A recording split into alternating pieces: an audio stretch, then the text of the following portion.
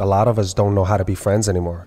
I think we don't know how to be friends, and we don't know how, if we do know how to be friends and keep people interested at the start, we don't know how to maintain that relationship. We don't know how to develop it and grow it to something special. Lucky Boys Podcast. I don't get to have hour-long conversations with people anymore without it feeling fake. True. Does spontaneity lead to like deeper kind of inquisitive questions? So you kind of dig deeper without like having a script. Because back then you would only have this with your really close friends, right? Right. But now people don't even have close friends like that anymore. No, unless they specifically figure out a time to meet up and carve out a time to have that space to like open up like that. I mean, what the hell happened? Like this day and age, you don't even have to be married or have kids, and you're super busy where you have to schedule everyone in. From your parents, you have to put them in your calendar, from everything, your friends to this and that, and you have to force yourself to make time because it consumes so much energy. But does it really? Like, what happened from back then till now, where it consumes so much energy just to meet up with your family, with your friends, and have a conversation with this much energy takes, to me, it's like, it's weird. It's weird. Yeah. And then they fall into a depression because they say, I have no, and I talk to these people and they go, I don't really have any close friends. I feel alone. What friends? I don't really have friends. And I have acquaintances. I have people that I know. I'm like, well, what do you do? Are you staying home a lot? Are you saying no? That's like consciously like a decision that we had to make to really make sure we carve out time for people. Because like, especially, we all have partners. So it's like, it's easier to just be like, all right, us two, the whole world. Like we don't need extra really friends. Easy. Like it's a lot easier to be like, all right, let's go watch a movie or let's go to a restaurant versus like texting like a group of 5 and then like figuring out time. So like, but in the other way, it's like, it's what you're saying. It's like friendships, I feel like as we get older, we're like, no, friendships is work. Like it's a two-way street. Like you have to put in the effort. You can't just be like, well, how come this friend didn't reach out to me? Or how come I'm not hanging out with them? Like, because you both need to make an effort to hang out together.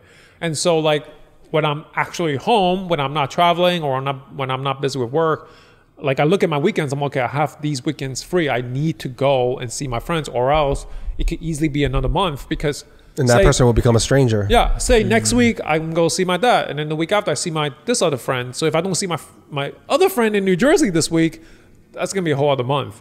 So, but I think that's important to prioritize and be like, no, like it's important to make sure I see my friends. And here's the thing, Leo, I think a lot of us don't know how to be friends anymore. I think we don't know how to be friends, and we don't know how, if we do know how to be friends and keep people interested at the start, we don't know how to maintain that relationship. We don't know how to develop it and grow it to something special, where it feels like, hey, there's a bromance, or for a girl, there's their version of having a bromance, right? I just don't know. I don't see that too often anymore once you're past your teenage years. Yeah. I think a big part of it's the comfort of adulthood when you're like, I can just be at home with my family, with your partner and just watch Netflix and just do your own thing. But I think that's why it's important to have those conscious, like wait, like this was cool, like let's go to a game with this guy, or let's, or also encourage your partner to hang out with their friends separately. But yeah, it's harder to get a group of friends together. So I think those are the same people that stay in that comfort that fall into depression, or complain about not having friends, or complain about that there's no one out there. They have to put in the work. Like relationships are two-way street. Like that's something that we consciously had to be like, if I want to maintain my friendship, like we have to see each other. That's the good and bad of social media, is that like it's good because you could kind of keep up with each other on Instagram, but it's bad because you're like, oh yeah, I see enough of you on the screen. I don't need to see you in real life. But that's where you have to make that consciousness of like, no, like we need to hang out and like really get to know what's going on. And it's different. It's like different. If I see an update from you on Facebook, Instagram, whatever, it's different from us actually being in a room together, breaking bread, or going to catch a game together, or playing a game together and just talking. about stuff, because during those moments we end up talking about what's on our minds, and then maybe help navigate us through those thoughts. Maybe I'm dealing with something and I'm not sure. Maybe like, oh, should I move here to this town, or should I invest in this? Or maybe you go, hey, there's a great investment, this and that. You should look into it. Yeah. And then from there we kind of talk into like, maybe the kids if you're married, or a job, changing careers. Like there's just so much value out of that. Just having someone that you can feel safe and connected to. Yeah. Yeah. Or Yeah, workout buddy, someone that just inspires you in real life, not on social media. Yeah. Someone that's just like, hey, Leo, let's go hit the gym today, bro. What are you doing? You want to go here and just like do this? You want to go for a run together? You want to run around Central Park or run over the bridge into Manhattan?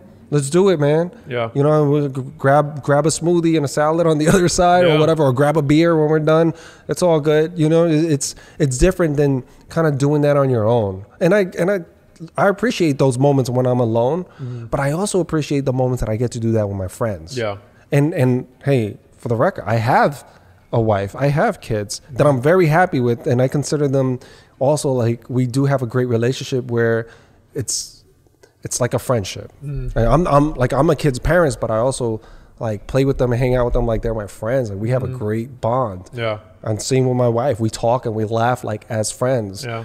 And I can easily say this is all I need in the world and cut everyone off. Right. But the truth is, I have them and it's great, but in fairness to the people that I love, I also need to be able to play a sport. I need to be able to have other dimensions of myself. Yeah. In order for them to get the full experience of me. I also think that is what ends up happening to adults, is that like you get so comfort in your family that like that is all there is in your life, and that's all defines your life. At some point, comfort is the enemy. And then your conversations become all about that's the your Trojan kids. horse.